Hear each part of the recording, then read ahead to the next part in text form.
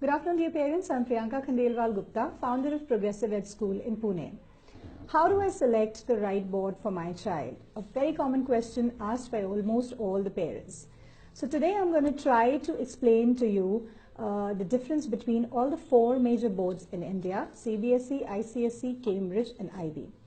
SSC, I'm going to skip it because in today's age I feel it's a little outdated, so I'm going to leave it at that. Now, if you look at all the four boards, I would differentiate them based on their learning methodology and their approach. So that way CBSE and ICSE would fall in one bracket, while IB and Cambridge would fall in other bracket. I'll explain to you why. Let's start with CBSE. CBSE is governed by Indian government, and it's a body called NCERT. So all the rules, regulations, policies, curriculum come from there. CBSE is the ideal board for people who have transferable jobs in India, because CBSE schools are available in almost every city in the country. So transfer of the child from one school to the other becomes much easier. But then it is also based on the availability of seats in the school that you're looking for. Right? CBSE focuses on India's two most favorite subjects, math and science. Yes. So if you're clear that your child is going to be studying engineering or medicine in India, then CBSE would be the right option for you, because the calculation, mugging of the formula, everything happens well in CBSE, and the children can perform better in the JEE and all the other entrance exams for medicine and engineering colleges in India. ICSE is another board which would fall in the same category, because it's not, again, very project based, but the focus of ICSE is more on English language.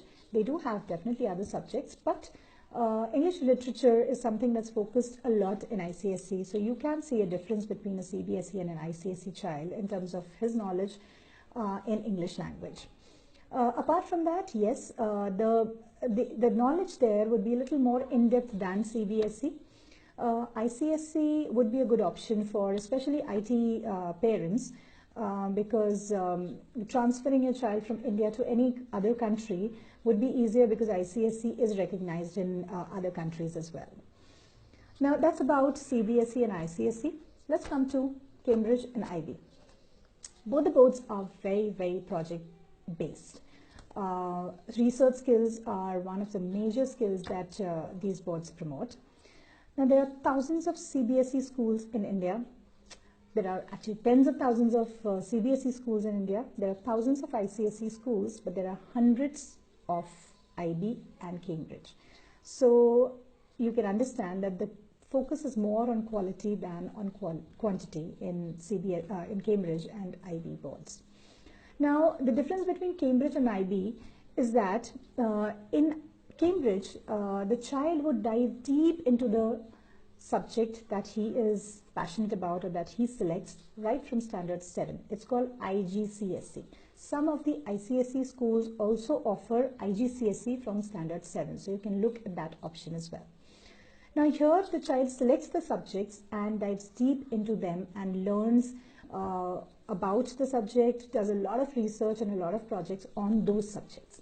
While in IB, there is definitely in-depth knowledge and research, but IB believes in giving more variety, more exposure to variety to children, and it focuses a lot on real-world problems. So you won't be surprised, to see a third grade IB child or a fourth grade IB child giving very good PowerPoint presentation, which would be definitely lacking in CBSE students for sure. So Cambridge and IB are good options for parents who are very clear that their kids would want to pursue their graduation in countries apart from India. Right? So preparing for their SATs, GRE, GMAT, definitely IB and Cambridge kids do much better there. It is difficult to switch from Cambridge and IB to CBSE. Like for example, if you are an IB child till say 8th grade, 9th grade, and then you decide to switch to CBSE, and then the child has to go for JEE and all these entrance exams, it becomes difficult for the child to cope up with, because he has not been into the practice of learning things or memorizing things. So giving those entrance exams becomes a bit of a challenge for IB and Cambridge students. Not that their knowledge is less, they would have much better knowledge than CBSE kids, but they have open book exams, they have a lot of assessments which are of different style than CBSE.